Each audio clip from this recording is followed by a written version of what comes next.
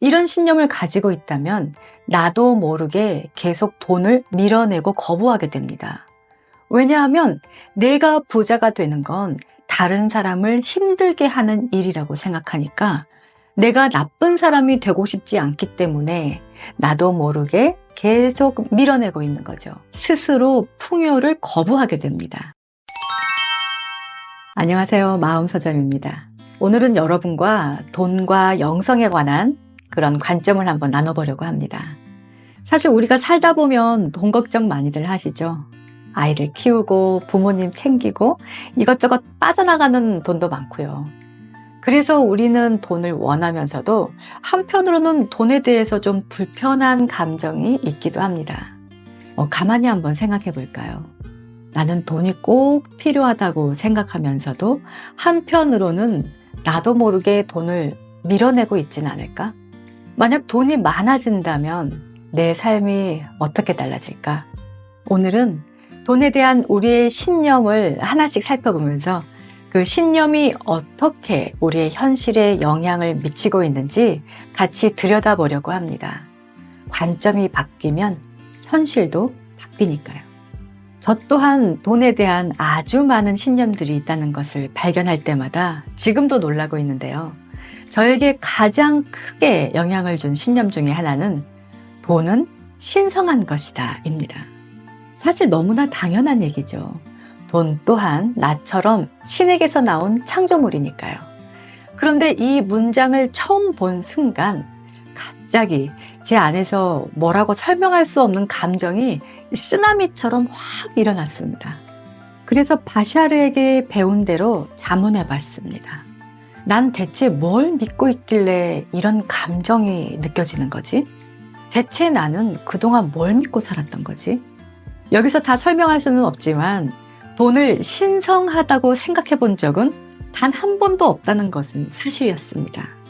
그러면 그동안 내 안에는 다른 신념들이 열심히 활동하고 있었다는 얘기죠. 여러분은 어떠신가요? 여러분 안에는 돈에 대한 어떤 믿음들이 차지하고 있나요? 무엇보다 돈과 여러분의 관계는 어떤가요? 사이가 좋은가요? 아니면 애증의 관계인가요?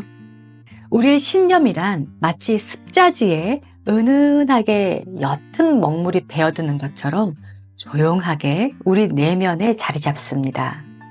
그러나 그 흔적만큼은 확실하고 시간이 지나면 지날수록 자동화가 돼서 내가 들여다볼 필요가 없이 알아서 활동합니다.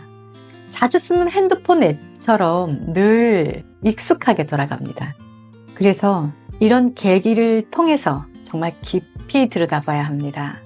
그렇지 않으면 뭐가 있는지는 절대로 겉으로 드러나지 않습니다. 지금부터는 마음 공부하는 분들 내면에 은근슬쩍 자리 잡아서 열심히 활동하고 있는 몇 가지 중요한 신념들을 같이 알아볼 겁니다. 저를 통해서 이 신념들을 보고 듣는 동안 여러분 내면에서 어떤 감정이 드는지 자세히 관찰하세요.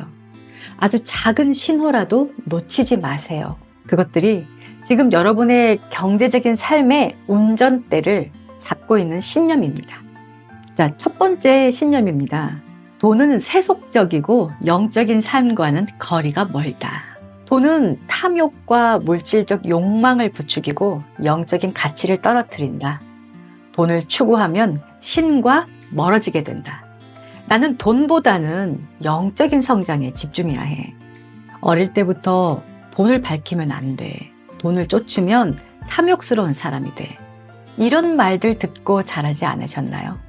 특히 신앙이 깊은 가정에서 자란 분들은 돈은 세속적인 것이야. 영적으로 살려면 물질을 초월해야 해 라고 배운 경우가 많습니다. 그러다 보니 돈을 벌고 싶으면서도 한편으로는 죄책감을 느끼는 경우도 있죠. 하지만 현실을 들여다보면 영적인 삶을 살고 싶어도 결국 돈이 필요합니다. 책을 사고 강연을 듣고 명상을 배우고 상담을 받고 또 여행을 떠나서 깨달음을 얻는 것조차도 경제적인 여유가 있어야 가능하다는 걸 우린 너무나 잘 알고 있습니다. 그렇다면 정말 돈과 영적인 삶은 공존할 수 없는 걸까요? 이 신념이 가진 문제점은 이 신념이 강하면 강할수록 돈을 거부하게 된다는 겁니다. 스스로는 나는 돈을 원하지 않아 라고 생각하지만 살면서 막상 돈이 필요해질 때는 너무나 큰 스트레스를 받고 돈이 없는 이 현실에 답답함을 느끼게 되죠. 예를 들어서 어떤 사람이 명상을 배우고 싶어 합니다. 그런데 돈을 내고 배우는 건 순수하지 않아 라고 생각하면서 무료 강좌만 찾아다니고 깊이 있는 배움의 기회를 스스로 밀어내버립니다. 우리가 돈을 부정적으로 바라보면 결국 돈을 벌 수 있는 기회조차 스스로 차단하게 됩니다. 아주 무의식적으로 말이죠. 그래서 그 결과 경제적인 어려움을 겪게 되고 오히려 그것이 영적인 성장을 방해하게 되는 거죠. 결국은 돈이 문제가 아니라 우리가 돈을 어떻게 바라보느냐가 문제입니다. 이제 돈에 대한 새로운 시각을 한번 알아볼까요? 돈은 신성한 에너지이며 나는 이것을 사랑과 나눔을 위해서 사용할 수 있다. 돈은 신이 내 삶에 주는 풍요의 일부이며 나는 이것을 받아들일 자격이 있다. 돈은 중립적인 에너지일 뿐이다. 나는 이 에너지를 사랑과 성장에 활용할 수 있다. 내가 풍요로울수록 더 많은 사람들에게 도움을 줄 수 있다. 우리 한번 스스로에게 물어볼까요? 내가 돈을 많이 벌면 그 돈을 더 좋은 곳에 사용할 수 있지 않을까? 결국 돈은 내가 어떻게 쓰느냐에 따라서 그 가치가 달라집니다. 누군가는 돈을 탐욕적으로 사용할 수 있습니다. 그렇지만 누군가는 돈을 통해서 세상을 더 따뜻하게 만들 수 있습니다. 그리고 어쩌면 우리가 돈에 대한 신념을 바꾸는 순간 돈도 자연스럽게 우리 삶 속으로 들어오게 될지도 모릅니다. 이제 돈에 대한 신념 두 번째입니다. 돈이 많아지면 인간관계가 아주 복잡하고 나빠지더라니까. 부자가 되려면 남을 착취해야 해. 돈이 많으면 주변 사람들이 나를 이용하려고 할 거야. 가진 게 많으면 걱정도 많아진다. 이런 얘기 들어보셨죠? 어쩌면 우리는 나도 모르게 돈이 많아지면 인간관계가 복잡해질 거야 라는 생각을 해봤을지도 모릅니다. 하지만 반대로 한번 생각해 볼까요? 돈이 없어서 관계가 힘들어진 적은 없었나요? 가족과 돈 문제로 갈등을 겪은 적은 없었나요? 결국 중요한 건 돈이 아니라 그 돈을 대하는 우리의 태도입니다. 이 신념이 가진 아주 큰 문제들이 있습니다. 돈이 많아지면 인간관계가 나빠질 거라는 그 막연한 두려움이 경제적 풍요를 나도 모르게 막아버립니다. 결국 돈이 문제가 아니라 돈을 어떻게 활용하느냐가 중요한데 말이죠. 이제 돈에 대한 새로운 시각, 돈을 바라보는 건강한 신념 한번 알아볼까요? 돈이 많다고 인간관계가 나빠지는 게 아니다. 중요한 건 내가 어떤 사람이냐는 것이다. 돈이 많아질수록 더 좋은 관계를 맺고 더 많은 사람들을 도울 수 있다. 돈이 많아진다고 반드시 관계가 나빠지는 건 아닙니다. 오히려 경제적으로 안정될수록 사람들에게 더 베풀 수 있고 더 따뜻한 관계를 만들 수 있습니다. 돈에 대한 신념 세 번째입니다. 돈을 벌려면 반드시 고생해야 한다. 열심히 죽어라 일하지 않으면 부자 되기 힘들다. 또 고통 없이 돈을 쉽게 버는 건 정당하지 않다. 부당하다. 이런 생각 해본 적 있으신가요? 힘들게 노력해서 벌어야지만 돈이 가치가 있는 거야. 이 신념을 가진 사람들은 돈을 쉽게 벌게 되면 불안해집니다. 이렇게 벌어도 되는 건가? 어딘가 잘못된 거 아닌가? 그러다 보면 결국 굳이 힘든 길을 선택하게 되죠. 예를 들어 어떤 사람이 오랜 노력 끝에 편하게 수익이 들어오는 구조를 만들었어요. 하지만 이렇게 쉬어도 되나 하는 그런 막연한 불안감이 계속 올라오면서 굳이 더 힘든 일을 찾기도 하고 아니면 그렇게 번 돈을 나도 모르게 엉뚱한 곳으로 계속 흘려보내는 경우도 있습니다. 그런데 꼭 이렇게 힘들어야지만 돈을 벌 수 있는 걸까요? 이 신념이 가진 문제점은 돈을 쉽게 벌면 불안해지고 결국 스스로 힘든 길을 선택하게 됩니다. 돈은 꼭 고통의 대가가 아니라 가치의 흐름 속에서 자연스럽게 올 수도 있습니다. 만약 여러분이 주변이나 또는 유튜브에서 쉽고 편한 것 같은데 그렇게 큰 고생을 한 것 같지 않은데 큰 돈을 번 사람들을 보면서 속에서 불편한 감정이 올라온다면 저래도 되는 거야? 저 사람 뭐 뒤에 꽁꽁이 있는 거 아니야? 그런 생각이 나도 모르게 올라온다면 그건 여러분의 신념을 말해주고 있습니다. 한번 스스로에게 물어볼까요? 나는 돈을 벌 때마다 힘들어야 한다고 생각하고 있지 않을까? 돈을 편하게 받아들이는 건 사실 진짜 내가 원하는 삶과 더 가까운 길이 아닐까? 돈은 고생한다고 오는 게 아닙니다.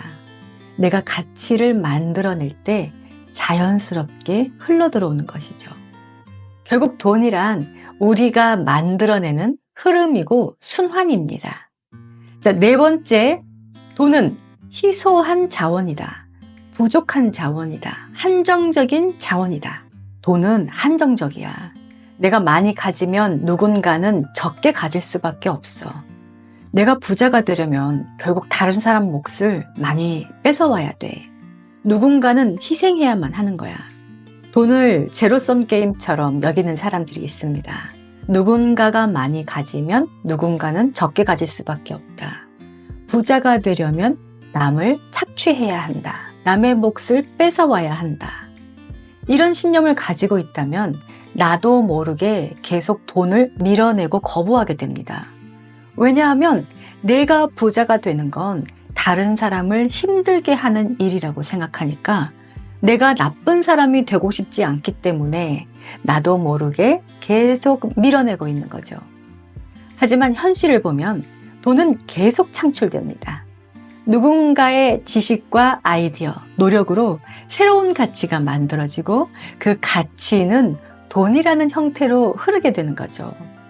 이 신념의 문제점을 볼까요? 돈이 한정적이라고 믿으면 스스로 풍요를 거부하게 됩니다.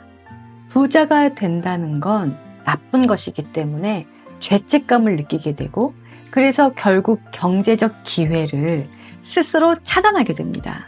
그러면 이제 돈을 바라보는 건강한 신념을 한번 알아볼까요?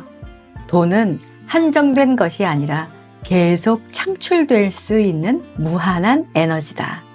내가 부자가 된다고 해서 누군가가 가난해지는 것은 아니다.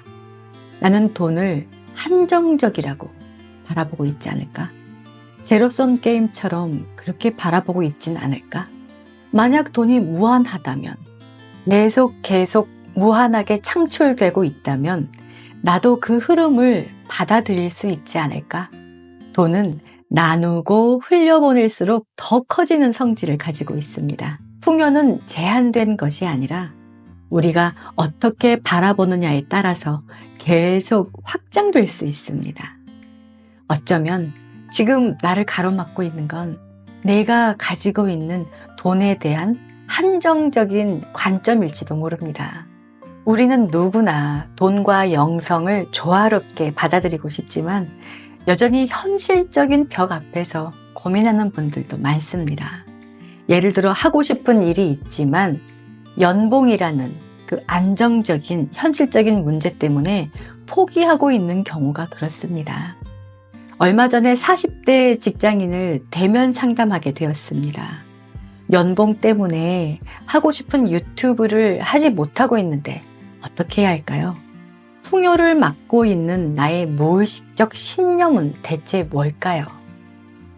이 질문에 대한 상위자의 메시지를 통해서 저도 많은 배움이 있었고 우리도 다 같이 내면을 돌아볼 부분이 있어서 다음 영상에서 소개하려고 합니다.